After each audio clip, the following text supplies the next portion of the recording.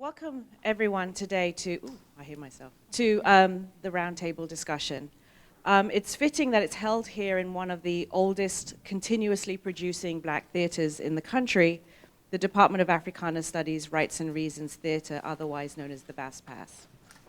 This roundtable is funded by the Pembroke Center, a seed grant from the Pembroke Center, and the Brown Center for the Students of Color generously contributed to the event with the poster. It's also co-sponsored by the Center for the Study of Race and Ethnicity in America and the Center for the Study of Slavery and Justice and the Department of Africana Studies. I particularly want to thank Jagneris Garcia in Africana Studies, who held my hand and did most of the organizing for today for our guests' entire time here, and also to Kathy Moyer and Alonzo Jones for preparing this space for us today. I'm Françoise Hamlin. I'm an Associate Professor of Africana Studies and History, and it's my distinct honor to introduce to you our guests. And I've scripted it because they have such long resumes that I couldn't remember it all, so I put it all here. So I'm going to start with, in order, I guess I'll start in order.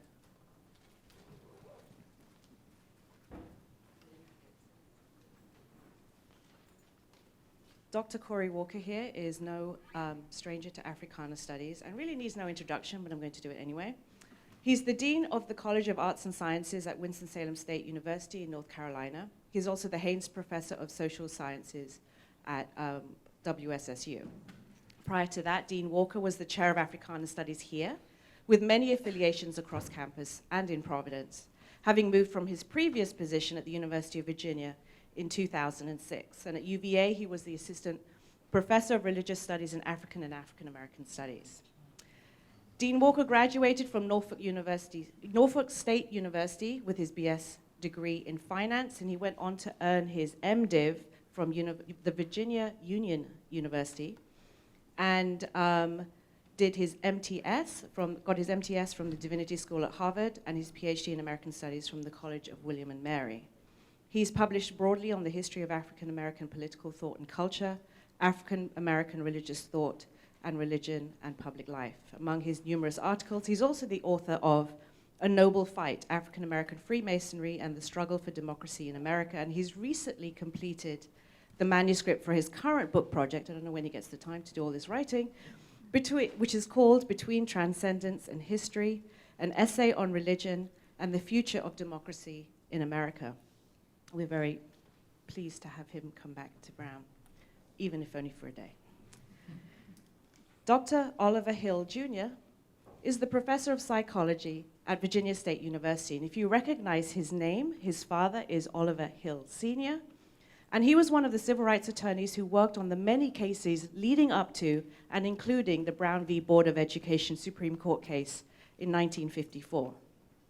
Dr. Hill, Jr. has made his impact in the STEM branch of psychology, winning several National Science Foundation grants for his research.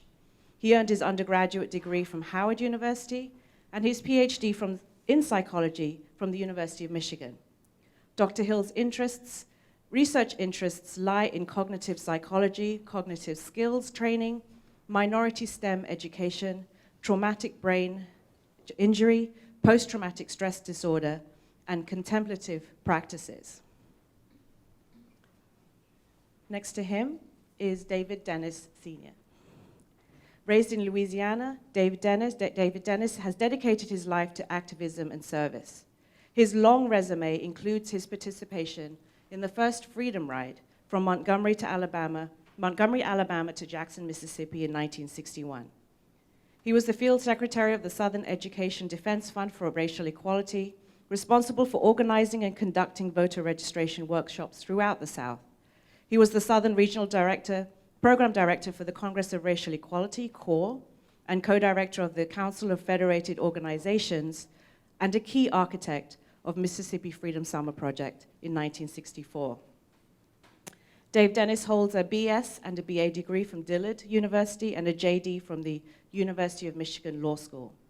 After leaving the practice of law in Louisiana in 1992, Dennis joined with another civil rights veteran, Robert Moses, to further develop an education program known as the Algebra Project. He is the founder and director of the Southern Initiative Algebra Project, a nonprofit that aims to improve minority children's mathematics education.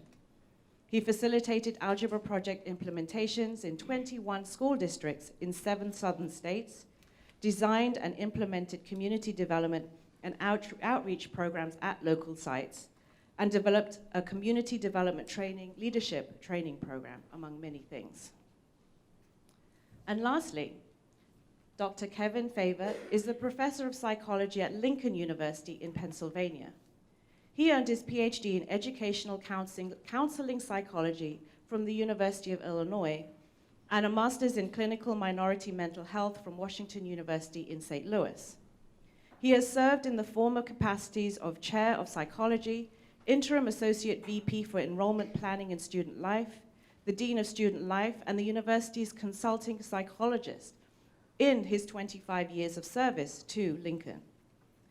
He is licensed in psychology in Maryland and Pennsylvania, certified in the assessment and treatment of substance abuse by the APA, holds a diploma in forensic assessment and child and adolescent psychology, and has been engaged in program evaluations of HIV/AIDS, violence prevention, and educational programming for underrepresented groups. The training in minority mental health has served to prepare him for advancing culturally responsive service delivery and scholarship through his teaching, consultations, writing, and direct service delivery. He's also served as a panel member for the CDC, the NSF, and the Ford Fellowship Foundation in an effort to promote diversity and social equity within the behavioral science community. So today we've had a long day meeting to discuss how trauma and PTSD among Black youth affects their performance when they enter college, particularly HBCUs, who as institutions have their own unique battles and constraints. Each of our panelists have been educated at HBCUs and now educate students at HBCUs. The Black Lives Matter banner is necessarily broad, encompassing the need for physical safety and protection, but also, we argue, the need for psychological safety and the necessity for new, strong pipelines from the cradle to college graduation. These two are intimately connected. So what I'd like each of our panelists to do today is to briefly talk about the work they do and the issues at hand. What are the effects of trauma among Black youth, both in the past and in the ongoing struggle for freedom, broadly defined? But please join me in welcoming all of our guests.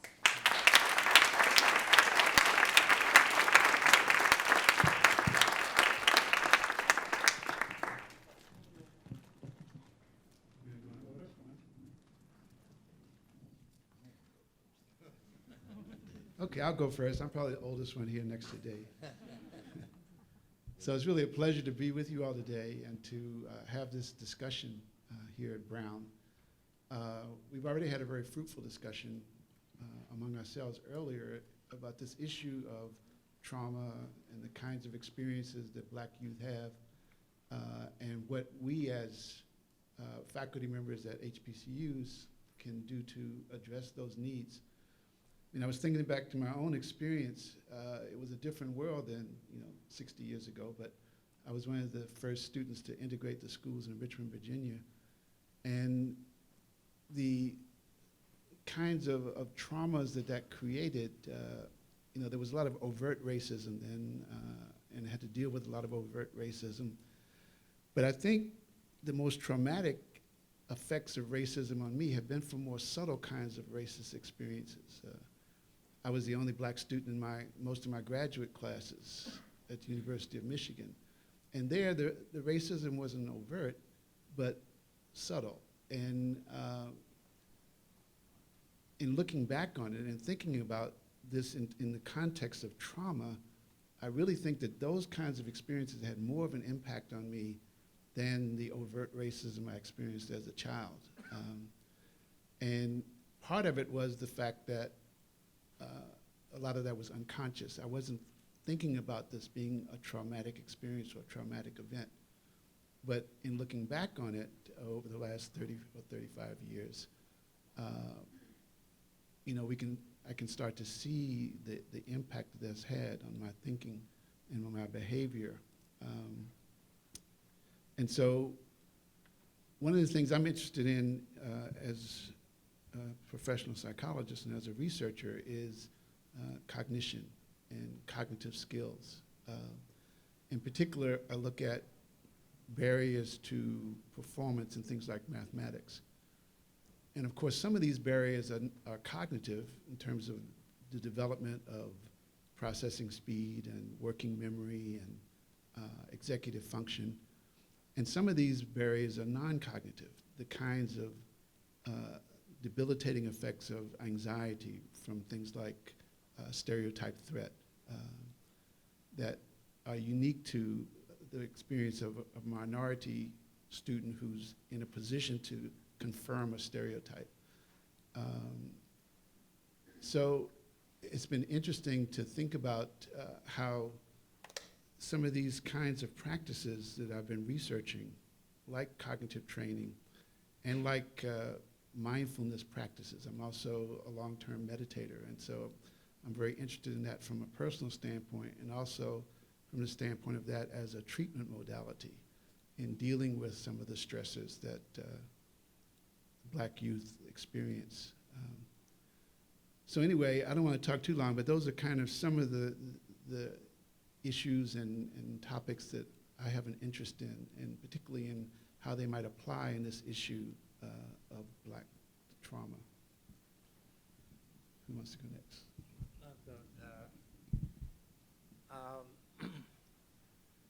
My involvement and interest in this whole issue around trauma comes back from my own experience beginning as a young person. I was born on a plantation in Louisiana, so I'm a product of a sharecropper's family.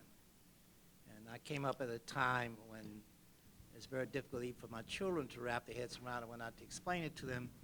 At a time whereby, this is working? It's not Yeah. working. Okay, I'm sorry.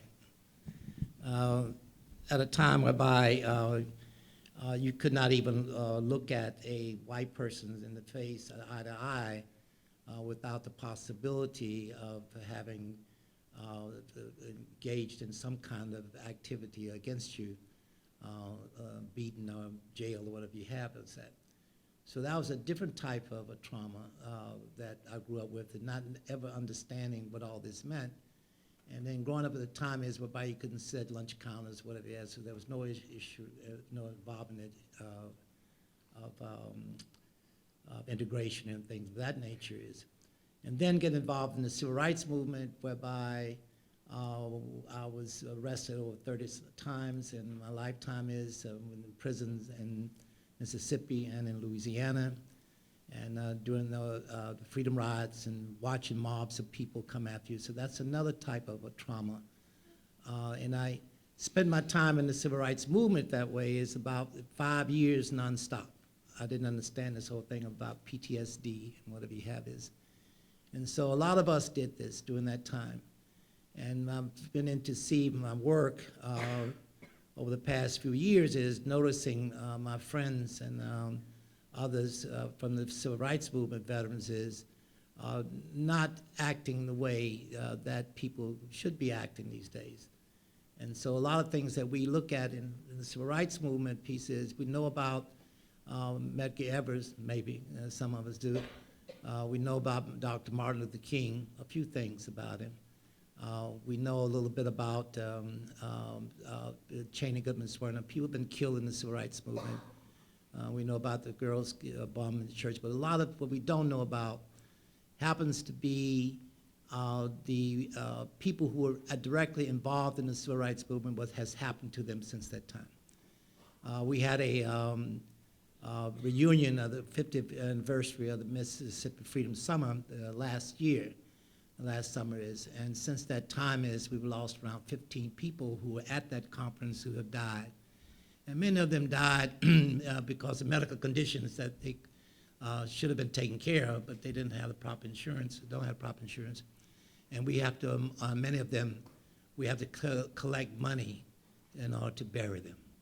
And so one of the things that's sad about our lives, by looking at this, is that we as the people in this country have not been, we talk about the veterans of war, and what the people who actually have given their lives and still giving their lives, part of it, as for people in this room to have the rights that you have, we're not even taking care of them, and they're not being taken care of, which is a sad thing about this piece. One of the things is about the, I want to just touch on how all this relates to a large extent about what's happening today, Black Lives Matter, is that I was watching on TV not too long ago, when someone yelled out, you know, all lives matter. And so that became a controversy about this issue, is about some people saying Black Lives Matter, and why did the young people who were saying Black Lives Matter would not accept the fact is at this time is that they changed the discussion to all lives matter. And the reason for that is that I began to relate that to, in my head, about my experience in the civil rights movement days, and that is when in Freedom Summer, Mississippi is. And we had, leading up to Freedom Summer, we had to make a choice, a decision about whether or not we're going to bring a whole lot of white kids in to Mississippi. I mean, what would that do, change the perspective of the movement and where we were to do this, and why would we do that? And so the reason why that was done at the time is because the fact is that we were dying. I mean, as I said before, you know about a few of the people, but at the time of that period of 1962 through 1964, we actually lost 19 people rather than the 4 or 5 that you read about. So we were dying in Mississippi, and this country was not giving any attention to that. And so we knew one thing about it, and that is that we felt very strong about the fact the only way we can get attention of this country to the conditions in Mississippi and the South, if people just exercising the right to vote, be a first-class citizen, and what was happening to them is we had to bring the children of the Constitution to Mississippi. And those children of the Constitution at the time is black children, were not the children of the Constitution. So to get the attention of this country, we had to bring to Mississippi the lives that matter to this country. So white lives have always mattered, and we knew that. And so we had to bring those kids down. When we brought those kids down, the country woke up, and we thought what it would do is it caused the federal government to do something about protecting people. We didn't know that J. Edgar Hoover was as crazy as he was at the time. So he didn't do that but at least what we did was to wake up. So this whole issue about this is that what this country has to embrace about this piece on Black Lives Matter, in my opinion, is that until we can actually agree to the fact is that Black lives matter, they will never be up to the part talking about all lives matter. Because you have to be able to separate the two for a while. We have to be able to embrace and say that and agree to that piece. Because white lives have always mattered, and the original framers of the Constitution made that clear, all right? Because they didn't look at black lives as being a whole life at all. So in any way, in terms of this piece, if we look at this, what's happening in the country today, is this whole trauma piece is very serious, especially with our people, especially in terms of people of color, and especially the black men. I mean, there is a war, in my opinion, is on black men and black youth, period, because black people in this country, especially black men, are expendable at this time. We don't need them anymore for the labor force. So therefore, what happens to them is, and their education system is not designed in a way is to absorb them in a way that makes them available and capable and competitive enough at that high level of education. So what is happening to them, they are dying, and what is happening to them is they're going to prison, and what is happening to them is they're losing balance in terms of life is and understanding because of where they're forced to live. We don't have communities anymore as we used to have. And when I grew up, this whole thing about whether you came back from a single-parent home, you're doomed to failure, but that's brought out by Moynihan at the 1964 Civil Rights Act afterwards. And that's another story we'll talk about later. But I came from a single-parent home. But when I grew up, we grew up in what we call real communities, and I had a whole bunch of fathers. So the men protected the boys, and the women protected the boys and women. The children, when I grew up in the communities, we had real communities, we were children of the community, and we had many parents, and it's an extended part of the family. So the war on this peace has been, after the 1964 Civil Rights Act came out, was to destroy the real foundation of the black family. The black family was based upon an extended family base, rather than the biological pieces. And the reason that was done is because it was for survival. When slaves were first brought into the country, was the first thing that they did. They separated the parents. So that was a part of the whole tradition pieces. So we had formed another form of life and the family structures, which was the extended family piece, where the children were part of the community as a whole, as a family piece. So when you put all that together, is you see this trauma that's happening in the community. There's kids are living in areas whereby it's like war to a large extent. And it's not because the fact is we hate each other as much as we don't have a feeling about who we are anymore, because all that has been stripped as a result of what happened around after the 1964 Civil Rights Act, 65 Voting Rights Act is urban renewal to tore up the communities. What we have is, so we as people actually don't have communities as we used to have. So that's part of the issue that we have in terms of way things are sort of set. I'm going to leave it there so other people talk about it, but I'd like to come back to it later on. Well, greetings from Lincoln University. And Lincoln University is the oldest historically black university in the United States. It was founded in 1854. It's located equal distance between Philadelphia and Baltimore, in virtually a rural area. When it was founded, it was really founded for the education of African American males. Roughly 1950, I believe that it went to being co-educational. And it wasn't until the late 60s that women really started to attend the university. Now, I believe that the ratio of men to women is more like 3 to 1. So roughly 25% of the student body are male. 75% of them are female. The big question is what happened to the males who historically have attended Lincoln University.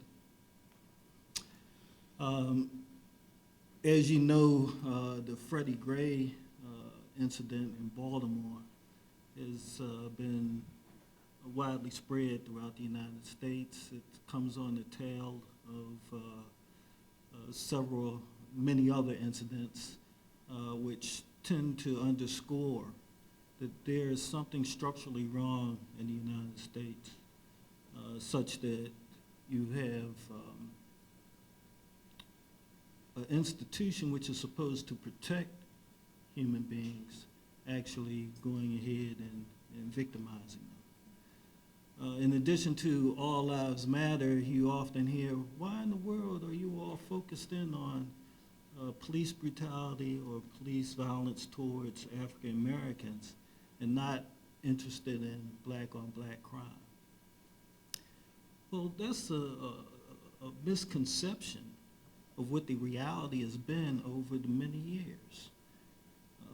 When my father moved to Baltimore with my mother and my older siblings, older brother and sister, and I was just turning 3 years of age. And so one of my earliest memories is being out in the backyard. I was told you cannot go outside the backyard. So I'm in the backyard, and I think I had a tricycle, and I didn't know how to stop the tricycle because I kept on running to the gate. And then I saw a little boy who was right across the alley in his backyard. And so I go up to the fence, and I say, hi, how you doing? And he tells me that my father says he's going to cut your nigger's heads off.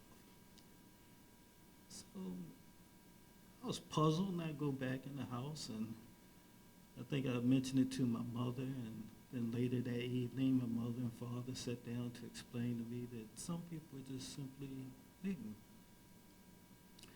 little bit later, I guess I was maybe a couple years later.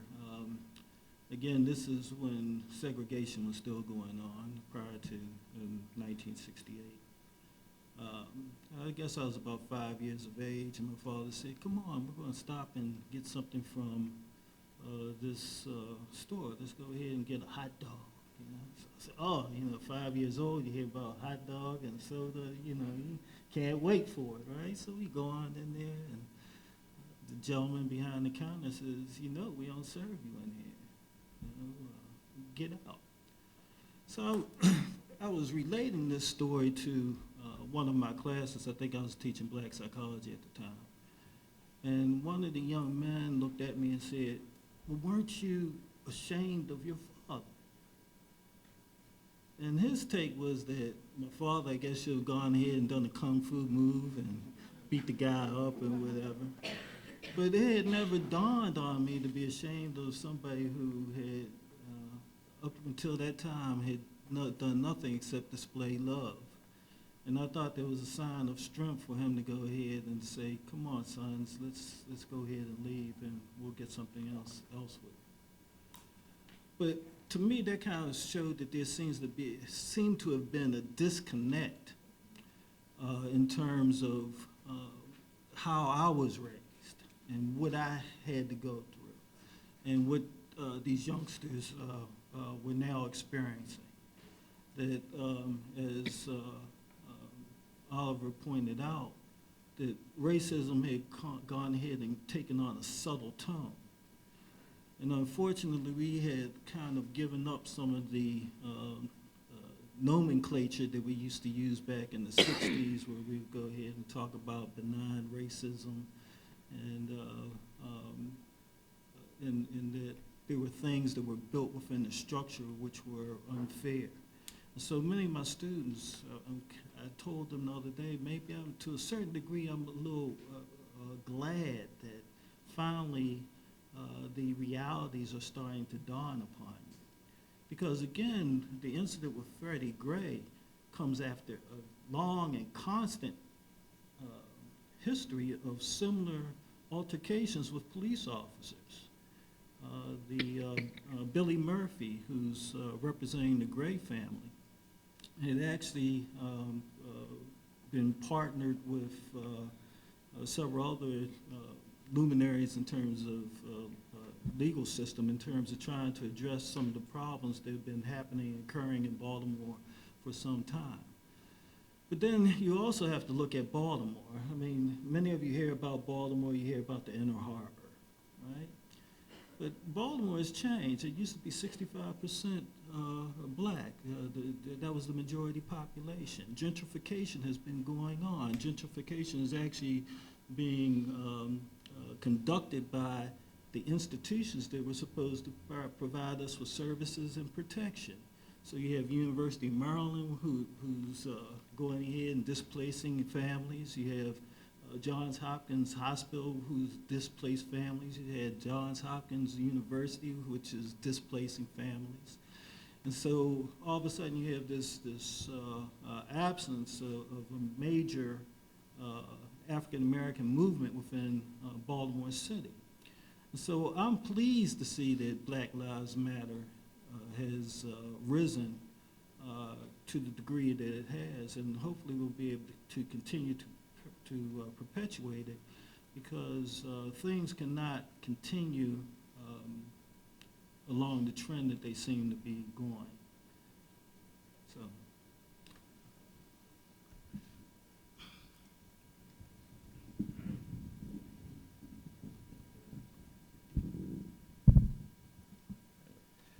Good afternoon, everyone.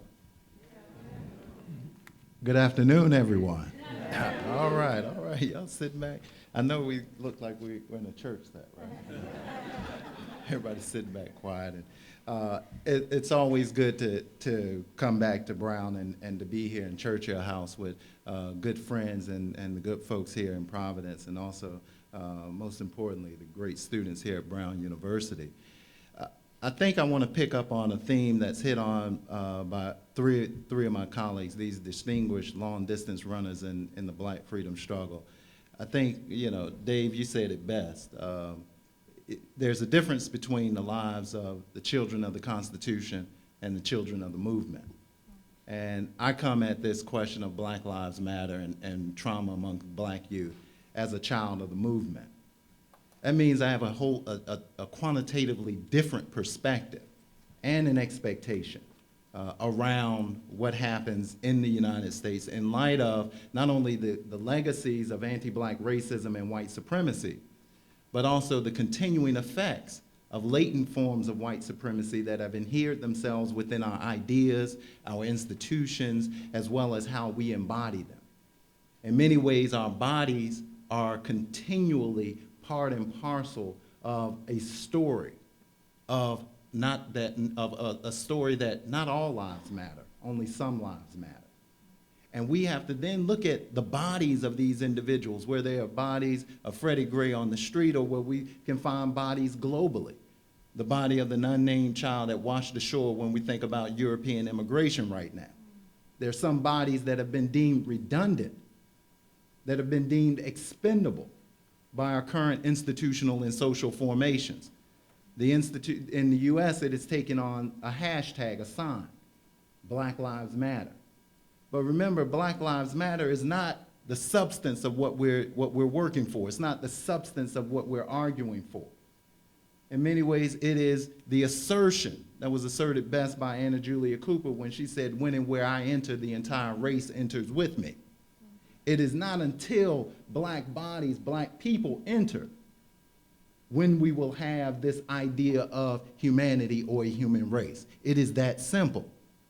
It is not a question of Black humanity. That's the one thing that we have to understand. One never asserts one's humanity. Walter Rodney famously told us in African history in the service of Black liberation. One asserts it. You don't argue for your humanity. Black people are not arguing for their humanity. Young folks today are not arguing for their humanity. They're actually asserting it. It's a given. And the assertion of that humanity is going to cause what the foundations of this nation to shake until the bright day of justice emerges. Simple as that. Now, if we think about that, we think of the radical implications of that. It means that we have to absolutely redesign our institutions, particularly institutions of higher education.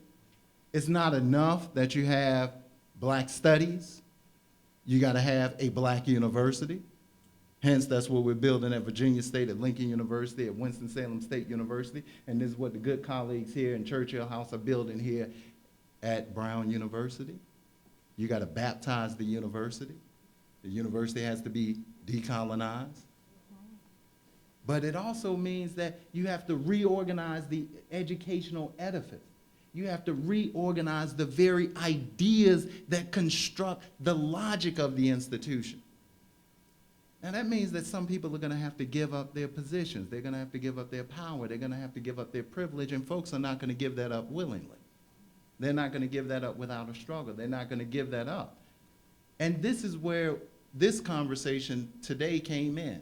It is in recognizing that you will always have this resistance, and recognizing that in this assertion of Black humanity, and recognizing this new thrust of Black identity and of a Black world, we understand that there will be a new generation of freedom fighters who will then need to be surrounded by love, surrounded by compassion, surrounded by care. How do we develop those institutions? How do we develop those ideas? How do we develop those institutions, those individuals to surround that next generation of freedom fighters? If we don't answer that question, if we don't respond to it, the intergenerational haunting will continue. It will manifest itself in ways in which, when Brother Dennis was in the freedom struggle for 5 years, we know what happens there.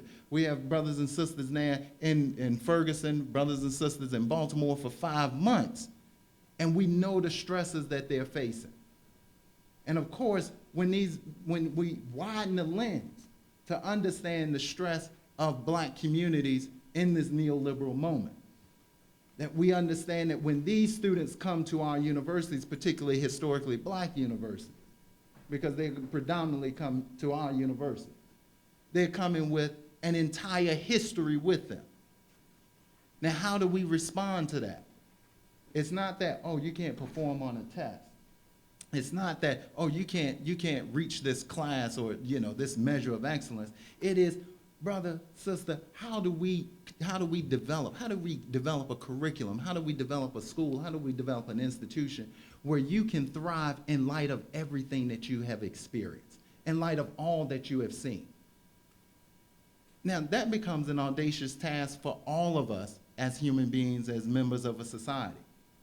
And it is not just an individual task or a voluntary task. It is not that, oh, we don't need the state, we don't need politics. We need those institutions because those institutions are what enables us to have a viable society, to come to meet in a collective, in a commons.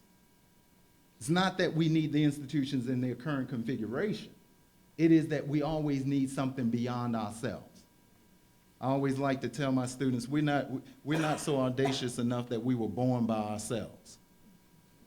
We were born into a society. We were born into a family. We were born, however fragmented and fractured and partial it was, we were born into communities. We were born into the givens that we have of our existence. Now, how do we then reconstruct those givens of our existence? Ralph Ellison once said, geography is fate. The question of black institutions, when you develop Lincoln University between Philadelphia and Baltimore, is to counteract that geography is not fate. Because you live in inner city Baltimore, you live in Ferguson, you live in Raleigh-Durham, North Carolina, you live in Winston-Salem, North Carolina, you live in Providence, Rhode Island, it's not to say that this is your only existence. Now we have to break that. We have to then figure out what are the mechanisms, what are the means, what are the strategies. And it is not going to be just around the hashtag. Remember, social media is a means. It is not the end. If we think the end of it is, yeah, we can get together because we got Black Lives Matter, let's tweet it. I got a Twitter account. I had a Twitter account now for 1 year. Now, everybody knows, you were here, it's amazing. How'd you get on Twitter? I was like, I don't know. I still got to go through, the major, I don't have the app because I'm scared of the app. But I do try to tweet a little bit. And what we see in is, and what we saw, Dave and I and good folks at Duke saw was that students understand, that young folks understand that it is a means, it is not the end. That the way you can mobilize is that you're already mobilizing already existing institutions, organizations, ideas, and people ready to move. Now, when we think about the whole complex of the issues that we're facing as a society, that Black Lives Matter may give us a handle on that. It gives us a way of thinking about it. It gives us a sign for what we're actually arguing for. It's a symbol. In many ways, it's a symbol for a future that is to come. But the reality of it is that we have to then work and do that hard work for it. And it is that hard work that these courageous colleagues here are understanding that if you undertake that hard work, there's going to be a necessity of folks to wrap around you to make sure that you come out of that work in a condition to continue to enable another generation to take up that work. That's going to be vitally important. And it's vitally important to have intergenerational conversations and dialogue. It's important to look at the past to understand what has happened before us. That the idea of police brutality, that the idea of going into these urban pressure cookers and understanding what happens in those urban spaces, that folks have experienced that before. So if we're reading Ta-Nehisi Coates' Between the World and Me, we're also reading James Baldwin's The Fire Next Time. Because we understand those intergenerational connections. And if we think Black Lives Matter, we also understand, I remember when I first walked in the Churchill House, there was the famous image of the slave with the shackles saying, "Am I not a man and a brother?" We understand that. But then we sit on that affirmation of Anna Julia Cooper. When and where I enter, the entire race enters with me. Now, what happens when we baptize Black Lives Matter into that logic and then wrap it around with a community of love? It may be that we create and enact the beloved community. And it may be we transform the nation and we can transform this world.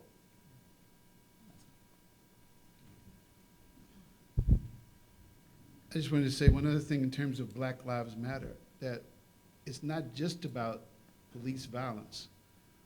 It's about the way in which we value, particularly young Black lives. I mean, if you go to any major city in the country, almost all of them have tremendously distressed educational systems.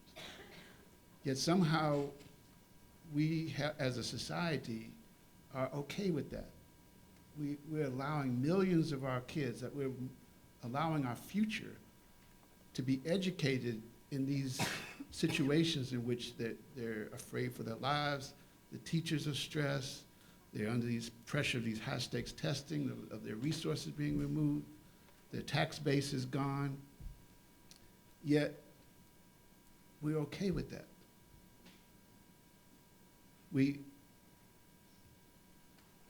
It used to be, in my father's day, he was a product of HBCU, and he and Thurgood Marshall were in the first day class at Howard University Law School. And they had a mentor named Charles Hamilton Houston. And from the day one, he told them that they were going to have to be architects of social change. Otherwise, they were just parasites. And so from that day in 1929, it was a 25-year plan that led to the Brown case. And unfortunately, Charles Houston died a few years before that, so he never got a chance to see the fruit of his labor, but he was the architect. It was his vision that led to that. But one of the strategies that was used was attacking this idea of separate but equal. And in the 1950s, it was easy to go to any Southern community and take a picture of the black schools and take a picture of the white schools, and nobody of good conscience could claim that those were equal. In other words, the country was kind of shamed into a recognition that something had to be done. And of course, 50 years later, we still haven't done it. And we need to be reshamed again. I mean, how can we not be outraged at the way in which we're allowing the majority of our minority kids to be educated? Why doesn't that spark us to movement? And so sometimes things like somebody being killed, Black Lives Matter, is that spark that can then move in all these different directions that need addressing. Because until we deal with the educational system, and this is where HBCUs can play a big role, we are kind of turning our back on the future. And we are saying it's okay for our kids to be in a good school, but it's okay for those kids over there to just struggle along and not have the same opportunities. I mean, in Richmond, Virginia, which is a distressed school district where I live, they have something called the Governor's School. And in the Governor's School, they have Chinese, they have, all kinds of study abroad opportunities, they have the best and brightest teachers. And then in all the other schools, they can't even make the minimum standards and test scores. Why are we allowing that kind of dichotomy to occur? Where is the outrage? So in terms of Black Lives Mattering, it's not just the fact of their life per se, but it's the quality of life too that matters. And we have to do all we can to make sure there's equality of opportunity. Do you want to say anything?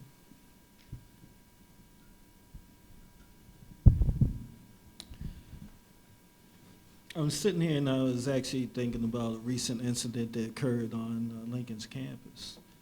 There was a for some reason, there was a young man who was arrested because he was in the library. And it had gone to the extent wherein we found out later it was a Nigerian student who had been in the library. And it had gone to the extent that one of the Nigerian faculty members had gotten online and was trying to solicit money from faculty in order to be able to get enough money together to afford an attorney for him. And so the question became, well, who in the world is continuing to press charges? They had already determined that he had been a Lincoln University student. It was on a Saturday. There should never have been any arrest. But what has happened was that, again, within the HBCU community, at least at Lincoln University, there's been a transition over the ages. When I was a student there as an undergraduate, we didn't even want security officers to carry guns. Now we have a police force. The change which has occurred in terms of security used to be individuals who lived in the nearby community who actually lived in what was called the village, which happened to be the black community which was close to Lincoln University. Well, all those individuals are no longer working there. They have a security firm that's come in, and we found out later that everyone who's working there happens to be Caucasian. And so there was this implicit attitude which was operating on this particular occasion, which led this police officer to go ahead and arrest a student. And we still have to get to the bottom of it in terms of why in the world would that be allowed, who called the police, and so forth, because apparently there were other people who were present. Now, fortunately, the young man didn't do anything to further aggravate the situation. But this is the kinds of experiences that many of our students have had. The other day, we, in fact, got to, and I think it was my social psych class, we had a discussion about what was happening in terms of the Freddie Gray case, and the students were silent, and one young man raised his hand and he started to testify about him having been accosted on the streets of Philadelphia, mistaken identity, thrown on the ground, hands handcuffed behind him. And he kept on saying that, look, what did I do? So our students have had this experience in terms of the altercations with police officers. But even on top of that, you know, there are other things which actually are disparate, which our students have to experience. I had a student who was trying to graduate. Yet at the same time, she was also at home trying to take care, minister to her uncle, who she had to bring into the home, who was essentially dying from cancer. And it wasn't until she started to get behind in her studies that I was actually provided the privilege as to the reason why she was actually falling behind. The uncle eventually died, and we were actually able to go ahead and work with her because she was extremely bright student in order to be able to ensure that she was going to complete Lincoln University with a degree in psychology. These are the kinds of issues that I think that we were talking about earlier in our own meeting as to whether or not our institutions are actually capable of being able to handle the plethora of needs that many of our students have with respect to just simply trying to live. I had another student who's apparently the house caught on fire. The entire house, they lost everything. And they were trying to figure out how they were going to survive. Another student who was ashamed of her father, essentially because her father had tried to take all his money and initiate a business. So I had to sit down and talk with her and let her know that, gee, you know, you should be somewhat proud of your father in terms of having the gumption, and that certainly they'll be able to go ahead and recapture their lives. So there's so many issues that present themselves, yet over the years, the services which are available in terms of mental health services have been stripped, they've been reduced. I know Morgan State University, at one point in time, I was in dialogue with them in terms of possibly coming there and working in their counseling center, because they had essentially gotten away from having a psychologist on staff. They didn't have a psychiatrist. They had gone ahead and had mental health workers or whatever, some low-level paying individuals. But the incident which precipitated that was a young man who apparently had psychological problems, who took a metal pole and had hit one gentleman one day. Then the next day he came back and I think he actually wound up killing his roommate. So once these situations become public, and all of a sudden there's this outcry in terms of trying to address the needs of our students. And this isn't unique to HBCUs. You know what happened down in Virginia Tech. And it presents itself at majority institutions, but there seems to be a concerted effort to respond, and there's no impediments to being able to respond in an effective way. Whereas where we are, we're actually trying to fight with our prior governor, who actually continued to cut the budget, which was coming to Lincoln University. And so these are the kinds of things that need to be considered when we're talking about Black Lives Matter, that we simply can't go ahead and continue to take, 48 million Americans and ignore their circumstance. One thing that you bring up is the idea that, and we can open it up for questions and comments and a dialogue to help us and clarify our thinking. We've been all day together since 8 o'clock this morning talking about these ideas. I mean, you know, there's always the logic that the nation needs to sacrifice. You know, at what point around black blood, how much more black blood has to be shed for America to be America? And if we want to end that equation, that there should be no more black blood shed as a prerequisite to a democratic culture, then we're going to have to radically revise the ways in which we think about not only the nation, but also the social arrangements of the nation. It's the idea, if we have the idea that if we just show enough black pain, then America will then turn around and say, the nation will then turn around and say, okay, we recognize your pain, let's try to heal you. But what happens when you look at a culture, a mass culture, that then commercializes and commodifies black pain? Black pain is profitable. I can get a TV show, I can get a record contract, I can get recognition.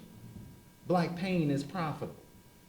So in a society where black pain is profitable, how do we think that black blood being shed is going to transform a nation that is predicated on the very existence of black suffering? This is going to be costly. Folks, this is going to cost us. When we really think about this, Black Lives Matter is not just a call for a movement around a set of issues and formations that have come to the forefront recently. It is actually a reckoning. It is Baldwin saying at the end, letter from a region of my mind, God gave Noah the rainbow sign. Yeah. God gave the fire next time, right? This is it. Oh. I mean, Black Lives Matter is a moment, is a formation. It is in its infancy. And the question that we have to ask is, how do we develop a response and an institutional response and a societal formation in response to the children that are going to be born of this moment? And it can't be something more, it cannot be the same. It has to be something dramatically different. And you can hear it now. God gave Noah the rainbow sign. Right? No more water. The fire next time. This is it. But it can't, we have to suspend the logic of equivalence that will say more black pain will lead to some automatic revolution in America that will then value black life. We cannot support any more shedding of black blood. And then when we expand this globally, the reason we have this global resonance with Black Lives Matter is much was what you saw with the Black freedom struggle. When brothers and sisters at the Bloody Sunday were singing "We Shall Overcome," they understood the intent of that song. When you saw the solidarity movement in Poland singing "We Shall Overcome," they understood that. When you see globally folks hanging up signs, Black Lives Matter, it is because they see that this imperial logic is operating on a global scale. It is what Du Bois called the world historical dimensions of this. He called it the global width of white supremacy. He said this back in the early 20th century. This is, and not souls of black folk. So I just wanted to, because everybody's going to souls of, oh, he said it in souls of black folk. He didn't say it in souls of black folk. But we have to understand how the global effects of it, the reverberations of this globally, is affecting the ways in which we understand ourselves and our relationship to one another. But if we don't grasp that, at the site of the local, at the site of the everyday, I mean, at the site when you have, Mount Hope Neighborhood Center here, you got Dare here. I mean, at the site of Providence. It's easy to be out there. It's easy to be like, yeah, we Black Lives Matter. I can tweet that and I can retweet that. That's easy. But it's hard to go down Camp Street and make a deep, long-standing commitment. That's what we have. That's what's required. And it's that deep, long-standing commitment that'll transform you. And that's also the ways in which we got to create bounds of love and solidarity, not only around those who are in the struggle, but also those communities that need it. If we're not willing to make that, then don't tweet Black Lives Matter, because it doesn't. But going back to the cost, people have to recognize, I don't think people will ever try to go against their self-interest. All of a sudden the country becomes altruistic. They have to recognize it's in their own best interest, to deal with some of these issues. And cost often comes up. How much is this going to cost? We talk about reparations. Well, how could they be paid? We can still straighten out the schools. We could find a couple of $1 trillion to fight an unnecessary war in Iraq, just laying around. The money is there, the resources are there, the political will is not there. And the recognition of the interconnectedness of things is not there. One of the problems is the worldview of the West is atomistic, individualistic. Not a recognition that what's happening in Somalia is going to have some impact on me here, or what's happening anywhere in the world is going to have some impact. We have to change the whole model. We have to change the whole worldview to recognize the interconnectedness of things, the interconnectedness of life, and to act out of our own self-interest. Will you get married to? Yeah, all of us can get wound up and keep going, so you got to cut us off. Any questions?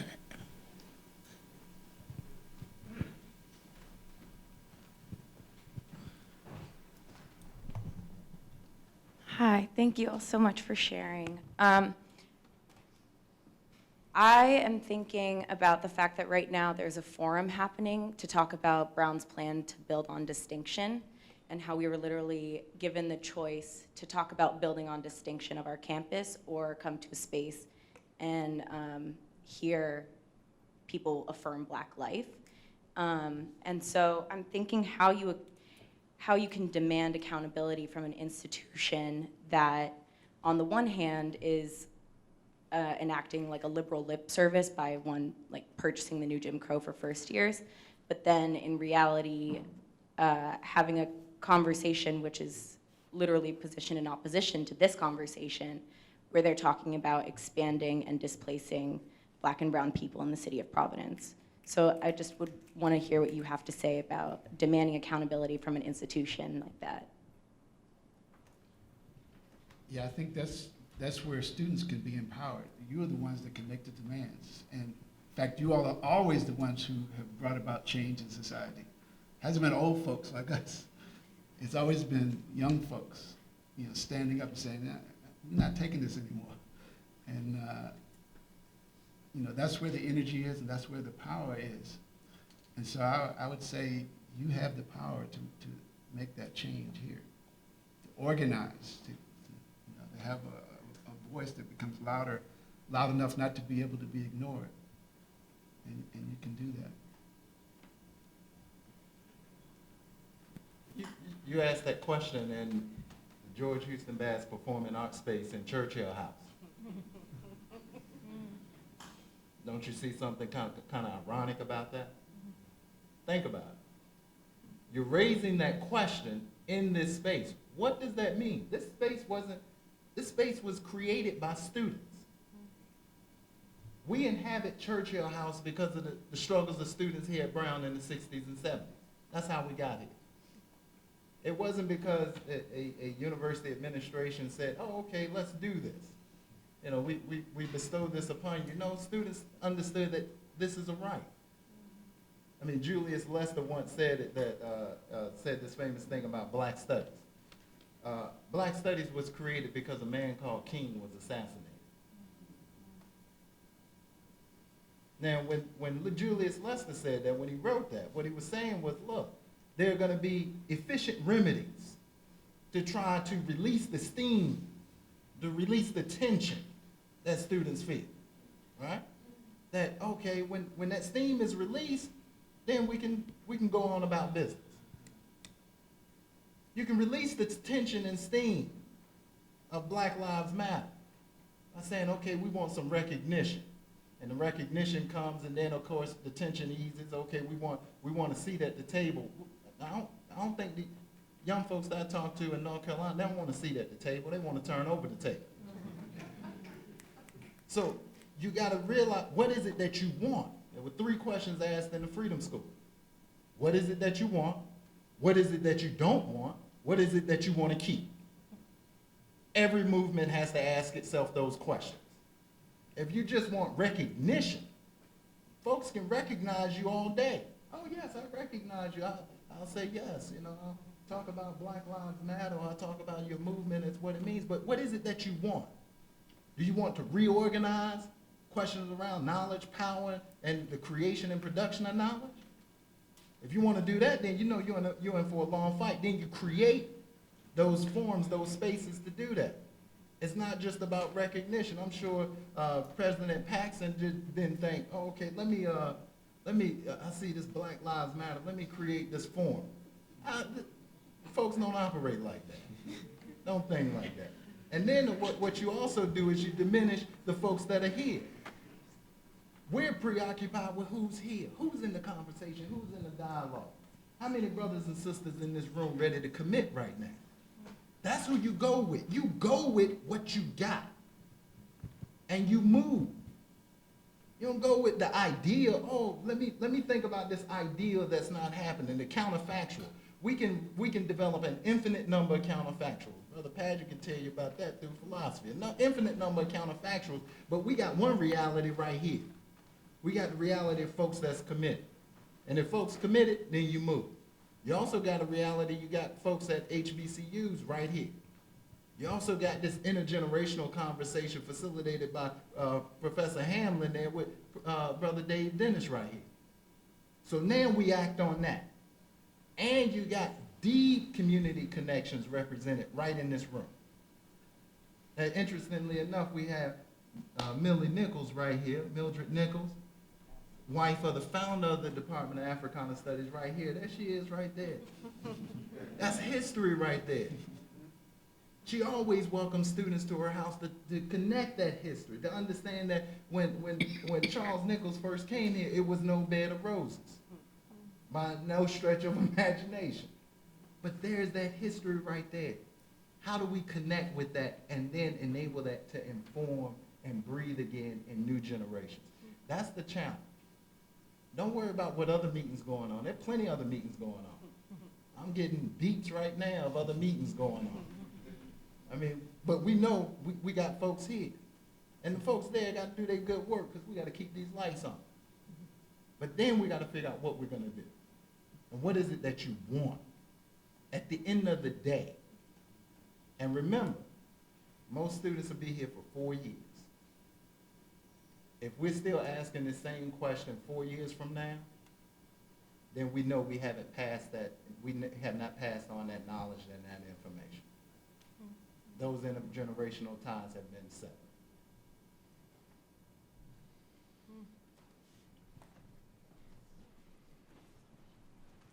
Hi.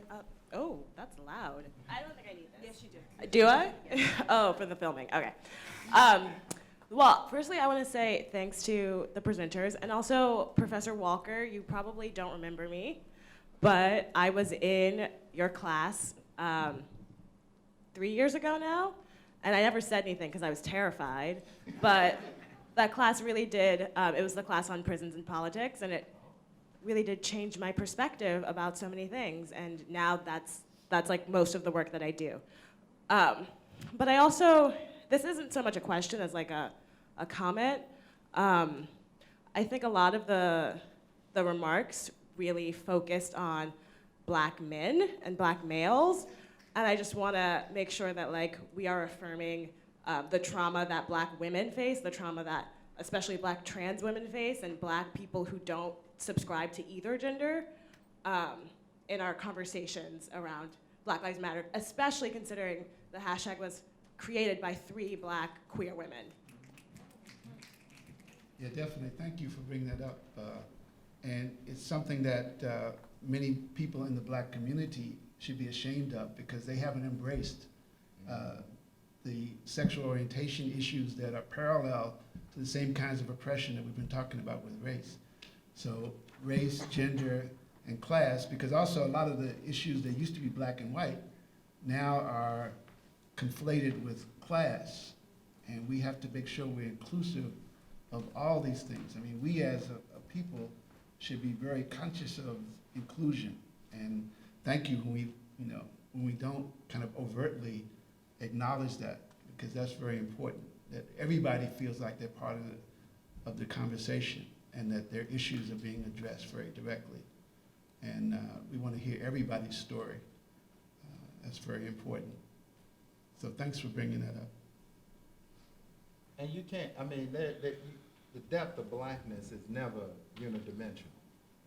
I mean, folks, if we think that, I mean, we began with the statement, Black Lives Matter, likened it to that 19th century statement, am I not a man, am I not a man and your brother? But we want to enter with Anna Julia Cooper's, when and where I enter, the entire world enters with me. The logic of that was to understand that when we think about Blackness, we're thinking about it in its complicit, and it's complicated in the ways in which Blackness manifests itself around a whole range of ideas and identities and institutions and individuals. So it's never just one thing. And we also cannot then just homogenize it into, some whole. We welcome everything. We welcome everybody in with their own particular. That imperial eye that walks through the door. And the beauty of Anna Julia Cooper's statement is she left it as that eye. Who inhabits the space of the eye? When and where I enter. Now, who is that I? Now, when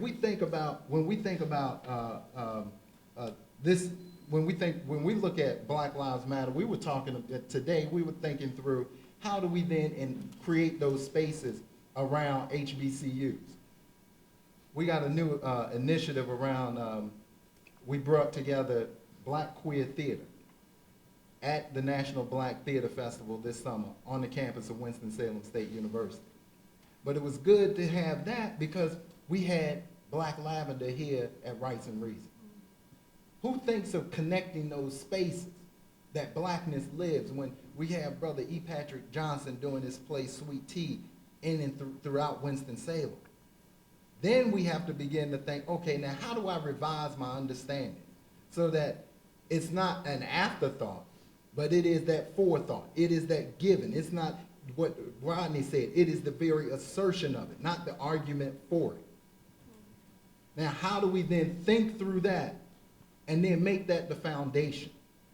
That's gonna be the challenge, not only in black communities, but that's gonna be the challenge in America and throughout the world. Remember, it ain't just about a 5-4 decision affirming the right of same-sex couples to marry. That ain't it. That's not what we're trying to do. That's not the end of it. It is about scripting an entirely new society. And if we think that identities are forged in response to struggle and pain, they're also forged in response to joy, love, ecstasy. They're also responding to a whole infinite range of experiences and emotions.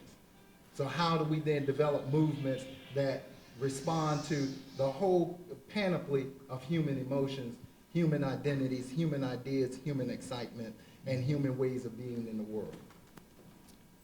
And at the same time, I think as institutions, HBCUs have not kept in step with some of these issues, and that we have to transform those institutions. I mean, you find that the last vestiges of homophobia unchallenged now in black communities all over the country, and we have to start to address that.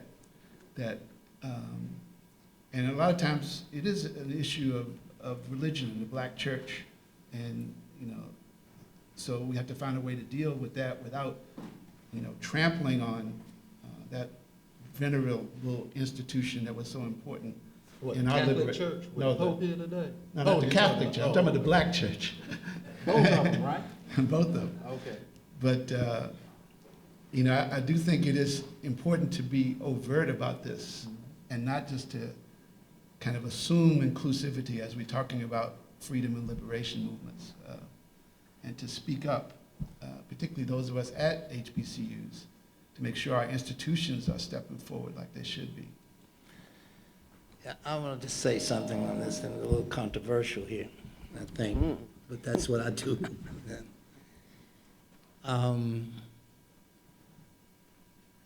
This is just from my experience. A black homosexual is a homosexual. That's the way most people look at it. They very seldom talk about black homosexuals and white homosexuals. They say homosexuals. But when we get to the black male, black man, he's separated out. The war is not against black homosexuals, per se. You don't see that going on. But the war is on the black men. And one of the things that I think this country don't want us to face up to, that is real. I mean, they're the ones who are dying in mass, and they're the ones who's packing out the prisons in mass. And when you talk about the educational system in this country, is Xavier University in New Orleans took in over 800 students, freshman students. Only 10% of them were black men. Population, as Dr. Hill was talking about there, is that when you go around the HBCUs, they're averaging like 25% of black men. Where are they? We had a meeting the other day, is about 25 or 30 black people, children from young people at an HBCU. And this about 5 of them were black men. And this young lady stood up and says, "Mr. Dennis, where are our black men?" And if we look around us, if we move around, that's a weird, real situation here, is that we have to really say to the country is, black lives matter, yes, and we're going to preach that and move that until this country decides that the Constitution is for all people. But right now is one of the problems is the issue is that they're getting rid of the black men. And we talk about this, to give an example, is we talk about I said earlier, if you look at it really seriously, is in New Orleans after Katrina, they held guns to keep the people out, especially the black men. In the floods of the 1920s in Mississippi around this, They held guns to keep them in, because the fact is they weren't expendable then, but they are expendable now in this country. We had the vagrancy laws were outlawed in the 40s, going into World War I, World War II, because the fact is that this country needed the black men to go to war. We don't need them now to go to war. So when we look at this, is what's really happening here is this whole genocide that's occurring in the country right here. We need to look at that. But the other question I was having is, the young lady raised this question about what's going on here is, but I was very curious about, what do you feel about that, who's sitting here? Because as Dr. Hill and Dr. Walker is saying here, is that this is on you now in terms of whether or not there's going to be made a difference in this country. Because when you walk out this door, these ivory halls, or whatever you want to call this place, it's created by slave owners. All right? That's why you can have those dual discussions. The question is, why are we allowed to be on this plantation slavery? What this is all about is. And your being here, what does it mean? Because you are on the plantation, on the operating set up by slave owners. Hello. I almost don't need a mic, but. My name is Ramona Bass Hollenbeek, class of 72, MAT 83, Doctoral Studies, Anthropology, Brown University. Surviving spouse of George Houston Bass, founder of Rights and Reason Theater. I want to thank all who have spoken today and all who will speak up later. I've been listening to the comments from the panel, and the word I have not heard yet is the word family. Now, maybe I missed it in the opening paragraphs, but there seems to be this concept that it's the external space that is destroying our race. And as a black mother, black grandmother, I know for a fact my family's intact, because when I lay down the law, I hold them to it. And so when we have this kind of lawlessness arise, you have to ask yourself, where is your mother? Where is your grandmother? Where is your auntie? Where is your father? Where is your grandfather? Where is your uncle in this story? Because if we look at our rise through all the ages and in the movement, I was a student here at the walkout, it was the black families in Providence that protected us. We left the Hill. We joined the black families in this community. And we took our education to the streets. We didn't just like, oh, that's nice, and write a paper and get an A. We took our A game to the streets, all right? So I think that in this conversation, in these continuing conversations, I'd like us to think about this Black Lives Matter in light of black families care. Not just matter. We have to care. We have to get away from abandonment. And where are the black men? They've been thrown off the laps of the mothers because they're going to a party. All right? Oh, I'm too busy to raise my own child. End of story. To be continued.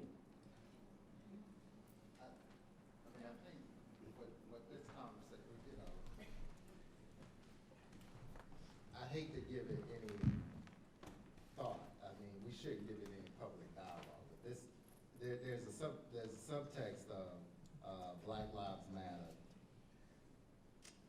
that we're going to have to wrestle with, and every movement has to wrestle with. And that is what will be, because every movement happens within the public, within a public space and within a broader society. So if you think of Black Lives Matter, and then we prioritize what those individuals are, subjectivities are, we're going to have some political infighting. We're going to have some arguments, and that's the nature of politics, debate and argue. when we have arguments that then want to sort of suppress arguments, like when Randall Kennedy's newest piece on the front in Harper's on respectability politics, which is actually one of the most illogical pieces that you can actually write that gets a broad audience.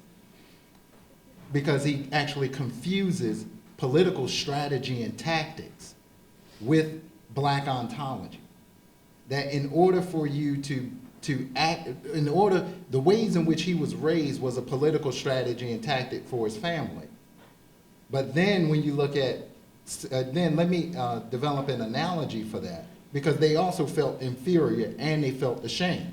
And I think that was the thing that, when we look at Professor Favor's statement, where the student, you saw the father saying, no, I love you, so I'm gonna do this, but the student said, don't you feel ashamed? Now, we gotta understand, where does this feeling of ashamed, being shamed come in?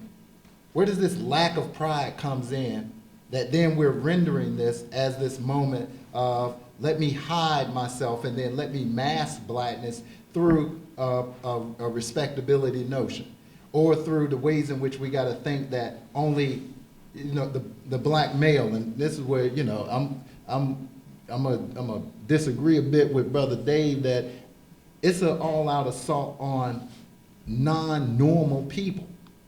And non-normal means that it is going to be black men, black women, black gay men, black lesbian women, black trans men, black non-identified. It's gonna be on the entire panoply. It's gonna be on immigrants. It's gonna be on individuals who do not, who see that I think society should change. It should be those anti-war folks. It's going to be, the focus is going to be that, but the focus is also historical. Remember, one of the first cases rendered against African Americans was a case of sodomy, enslaved Africans in the late 17th century. We got to begin to think through that. What does that mean? That black people and black sexualities have always already been policed. And so when we think about black men, there's a policing not only of black male bodies, but also black sexualities. Let's make some normative dimensions about it. Let's make them normative. Let's make them act right. And then if we think about these actions, the ways in which folks act, the way in which they behave, then of course the question of the family is going to come up. And I think what you see is what Oliver Hill and what Dave said was, look, it's about an extended family. It's about communities. It's not just that nuclear family, that mother, father, that then inculcates these beliefs that then the children follow and behave, and then everybody lives happily ever after. We have unhealthy living ecosystems for all human beings in our society. We live in an unhealthy society. So how do we change that unhealthy society? It's not going to happen with, oh, let me be preoccupied with this one site, this one space. Because we have to leave Churchill House. We got to go back to Lincoln. We got to go back to Virginia State. We got to go back to South Carolina. We got to go back to North Carolina. We're going to be confronted with this. How do we then develop multiple modes of understanding of how this unhealthy society is manifesting itself, and then how do we then translate that across all populations of people? That's going to be the challenge. And then when you think about it, the only hierarchy it is how do we go out and construct a new world, a new society? That's the ultimate goal. But we can't get to that goal except through the particular. And it's going to be through the stories, the lives, the histories of struggle of folks like you, and most importantly right now, of black and brown people, not only in the US, but globally. So yeah, Black Lives Matter, but we got to figure out, why do they matter? How do they matter? In what ways do they matter? Who are we talking about? It is not just out there. It's not just a statement that can be made and left at the door or left on the Twitter page. It's going to require us to host deeply within ourselves each and every, the multiplicity of who we are as communities. That's gonna be different. That's gonna be a challenge. Yeah, I have a question actually specifically for Professor Walker. Maybe I'll sort of grab the baton that you kind of left and try to extend that a little further. Can you perhaps talk about the role in the context of political education, which theoretically grounds black communities that are engaged in resisting oppression? Can you talk about the role of a student, both as a scholar, but also as an activist, if we can use this word here, organized in trying to not just do stuff on the campus, but do stuff off the campus? A student that wants to extend themselves, how can we think through that a little bit? It's, Vincent Harding said it best, 1974 Harvard Educational Review. Vocation of the black scholar and the struggles of the black community.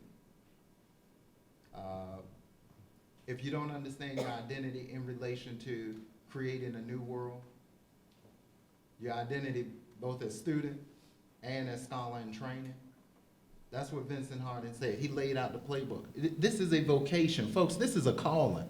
There is no way in the world you can have this long distance commitment that you see with Dave Dennis, Oliver Hill, and Kevin Flavors without understanding that this is a call. It's not, oh, I want to be an activist today. I don't even know that term. It is about commitment to an ideal. It is about putting your whole body in. It's about vocation. And you can't talk about, and we need not think about it in a religious sense of vocation. It is a very calling on the meaning of your life.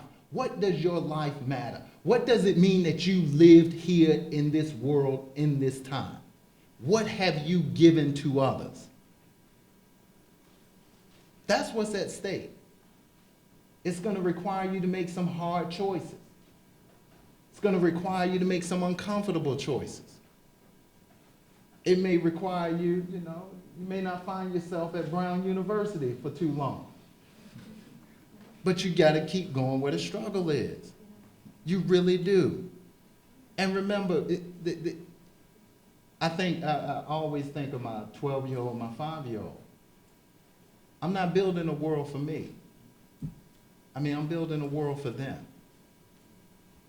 And what their eyes see, and what their eyes will see that I can't even imagine. When Dave said the children of the Constitution, and he said that when you talked about that when you came to Winston-Salem State, that still stuck with, my students still talk about that. Because it gave them a point of reference for their life and what their lives should mean. It's like, okay, I'm not a child of the Constitution, I'm a child of this movement, so what does that mean for me? What does my life mean? I think, there's no better statement other than Vincent Harding, but it's not what you can pick up easily, because remember, black folks catching hell. And they're catching hell right now on Camp Street, they're catching hell down on Broad Street, they're catching hell right down there in Fox Point. And this is every day. And the thing about it is the everydayness of it. It's what Professor Hill talked about. It is the very unconscious of it. The seemingly everyday normalcy of white supremacy. How do you live? We are adjusted to an unjust situation. White supremacy is unjust. The greatest lie that's been perpetrated, Baldwin wrote about it, is that white people are white. So now white people have been baptized in this idea that they are white, and in a world that reaffirms whiteness. At root, it is an anti-human logic. So now, how do we then untangle that, deconstruct that, and then build a new world? And it is the subtleness of it, the idea, the way in which it insinuates itself into the everyday, unquestioned, unasked, the assumptions, the ideas, even the logic, the either-or logic. the ideas of what is normal, what's universal, all of that, now we gotta go and think through that. If we take Black Lives Matter seriously, it's gonna cost us. Final question. Okay, I think all pain is profitable, unfortunately. I understand that black pain might be more profitable, but I think, unfortunately, our media makes all pain profitable. I don't have black or brown skin, but I completely understand. As a young girl going to public school, I was not allowed to be a Girl Scout because the Girl Scout troop was no Jews allowed.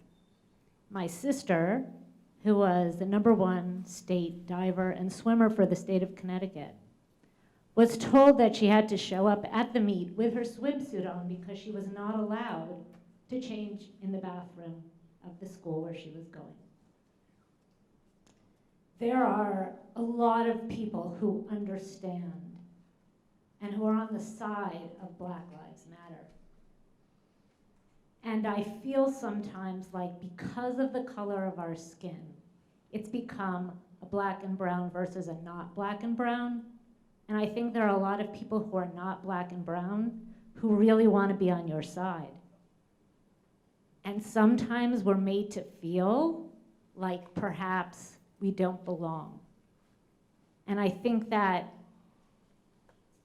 it needs to be pointed out that we want to belong. We want to be on your side. And we want to be accepted and be part of your struggle because we want the world to be better. And I just wanted to point that out. And we welcome you in the struggle. And the struggle doesn't mean that you have to hang out at HBCU with the black folks. Your struggle is right there in your community, right in your family, right in the neighbors that you talk to every day. And, you know, they've always been these alliances. I mean, we were just talking about the resonance of Black Lives Matter in Europe and with immigrants and with, you know, all kinds of struggles all around the world. The metaphor is between the structure of of whoever is in power and whatever norms that creates and everybody else.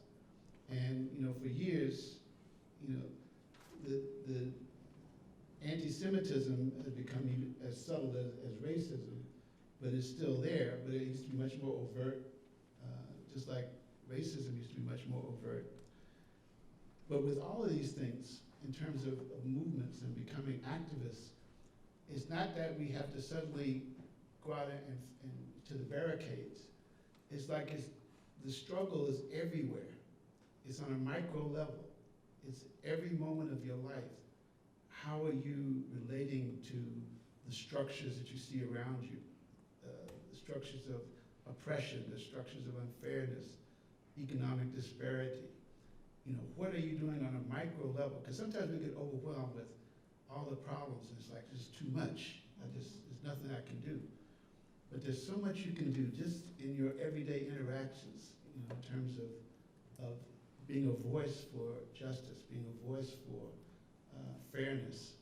And the impact of that is you know, tremendous. It can be tremendous. Kevin wants to say something. Well, one thing that hopefully you recognize is that in terms of the Freddie Gray case, 3 of the 6 officers happen to be black. So when we go here, we talk about this implicit bias. Black folks aren't immune to it when it comes to what happens with, but that's why we have to go ahead and try to address these structural elements which actually help aid in the creation of these circumstances. We simply can't stand by. And when I say we, I'm being inclusive of people who are of color, but they don't really recognize it. Okay? I'm also being inclusive of females and transgendered individuals and gay individuals as well. In fact, I would point out to my female students that if you go ahead and you look at the trends in terms of incarceration, that quite a few African-American females are actually being incarcerated now.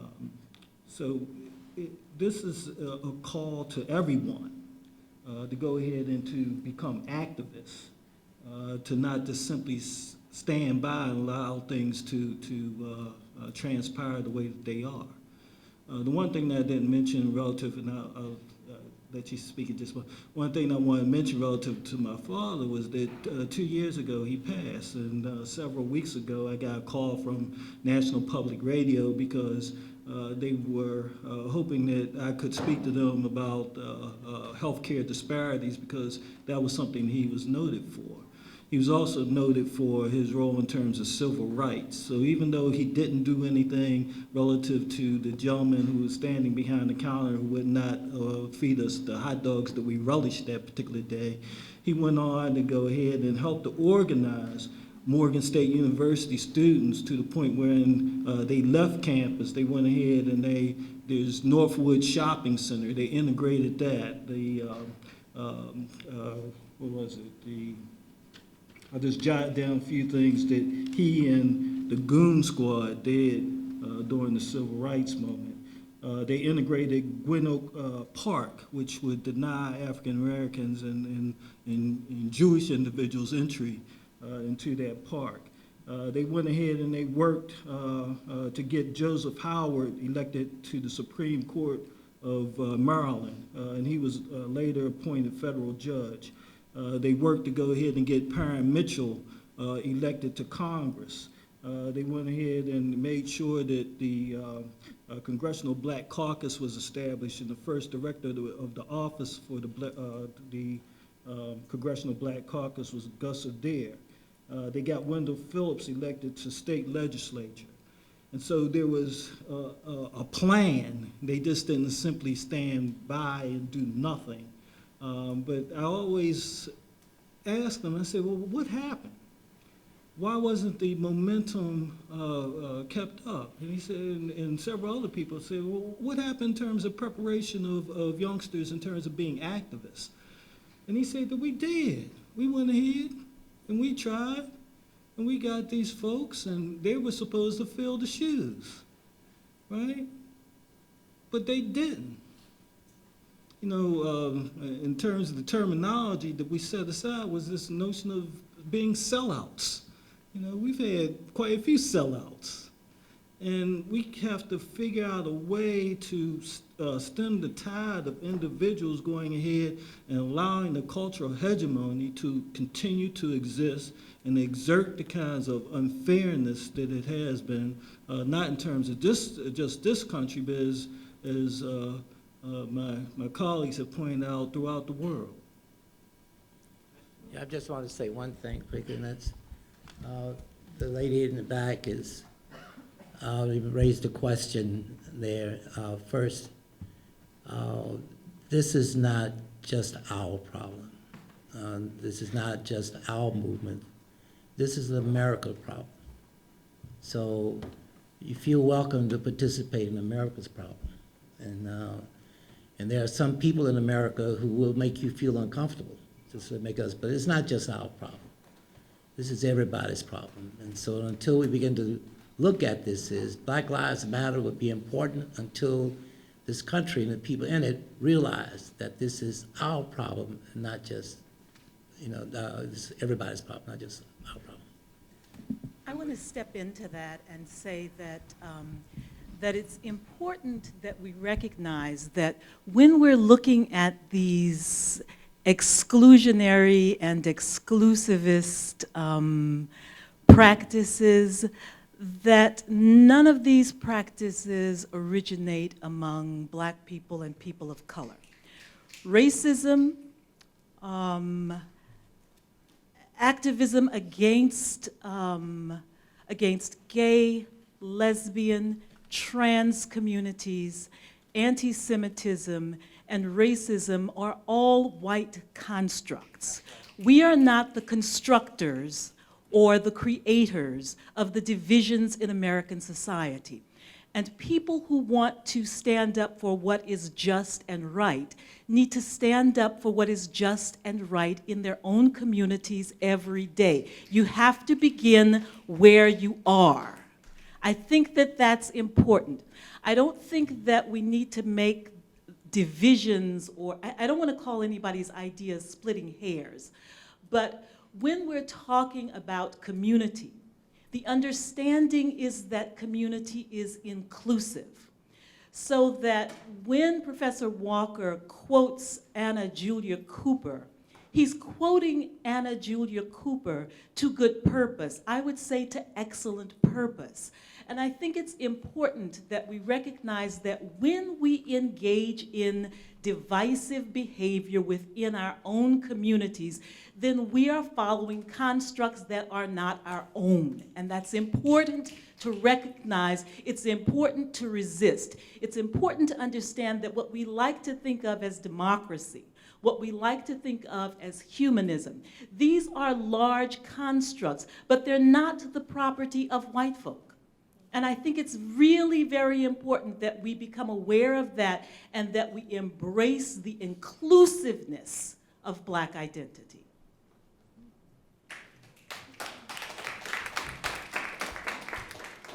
And on that note, oh, you want to say? Yeah, conversations are very risk-filled. You enter into a conversation not to affirm what you already know. You enter into it with the very distinct possibility you'll be transformed. And on WSSU's campus, on Winston-Salem State University campus, we installed Shekiah Booker's 1997 piece, The Conversationalist. And it is inspired by West African geographic patterns, and she works with very industrial materials. This one with tires, and it's in this geometric pattern where all of these different angles all of a sudden come together at the center, and it represents all of the different perspectives that come together when you engage in a conversation. The analog is, an analog is when Marcel Proust will say in Remembrance of Times Past, when I enter a room, an entire army enters with me. When you enter into a conversation, whether it's one-on-one or a group, there are entire armies here. So we cannot be afraid of being hit in that army. It's not to be automatically accepted. It is to struggle in language, gesture, and embodiment for a new understanding with another. I can't already understand. If I do that, I do entire violence to you, because then I put you to a categorical logic. I already know who you are. If I want to engage in that conversation, I'm going to risk myself of being transformed, because I'm going to get to know you, and then you're going to get to know me. And then we'll forge something else together. I may not like what you say, you may not like what I say, but that's democracy. It is struggle. That's politics. That's movement. But the difference is, it's leavened by love. It's leavened by the idea that we are moving together. And we're not dealing with those external realities that we're thinking through. When you have Professor Osby saying Black communities, brown communities, did not create these constructs that are dividing us. We got to ask ourselves, why are we engaging in them right now? We're not here. I mean, this is where the question over there, young sister right there in the second row. We're getting on that vibe on your plane, because you want to do something different. So, okay, we're all committed to Black Lives Matter. How we're committed is going to be quite different, because we're all differently situated within this entire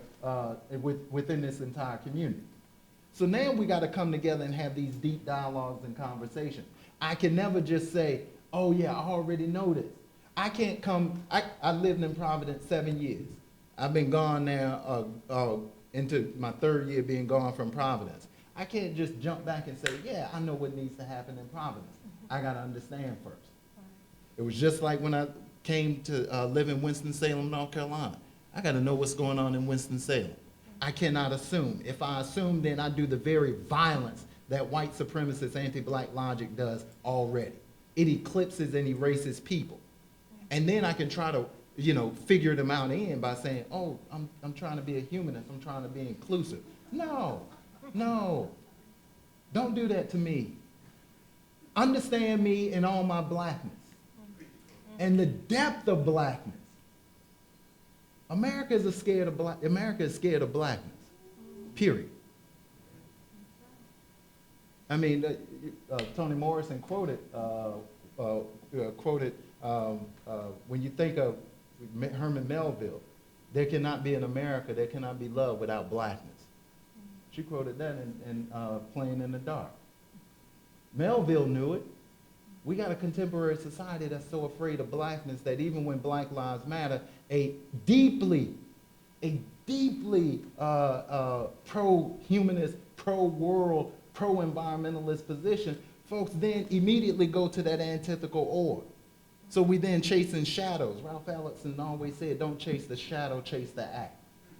We're dealing with acts now. We're not dealing with shadows. And everybody who wants to deal with the act, ready to come together. And we come together in agonistic community predicated on love. That's it. So everybody is welcome. Thought can't be the same. I'll use this example and I'll close. I taught at Friedrich Schiller University. The one thing I couldn't understand was with this Nazi university, first one to predicate Nazi race scientists in 1928. You go from Jena, Germany, right over to Weimar, right near Buchenwald. You're right there. How is it that with the cold, calculated logic that folks can do what happened in Germany and then act as if nothing happened? I can write a history that stops in 1928, then picks up in 1961. And this experience is what Theodore Adorno was talking about, where we have to think of philosophy from the standpoint of redemption. It can't be the same. Because a cold, calculated rationality gave us the Holocaust. 6 million Jews, 5 million others. That's what happened. That's what a rationality that says, I can understand and I want to erase your humanity, or I want to eclipse, or I want to pad over your humanity in the shimmer of a bland universalism. Black Lives Matter is saying, no, you got to understand the depth, complexity of blackness, otherwise we can see those ovens again. That's it. If we don't want to see the particularity of every human being, we will then reinstate that. And then if you think about it, there's a connection between the logic of the other, the logic of Buchenwald, and the logic of the plantation. And here at Brown, with Slavery and Justice, with a center, with a report, you should know that there is a logic, a deep plantation logic that will move you from the plantation to Buchenwald to Black Lives Matter. And our goal is to interrupt that logic. And we got to know it in its complexity, we got to know it in its depth, and it reminds us that now we got to go and turn black. We got to all be black. That's it.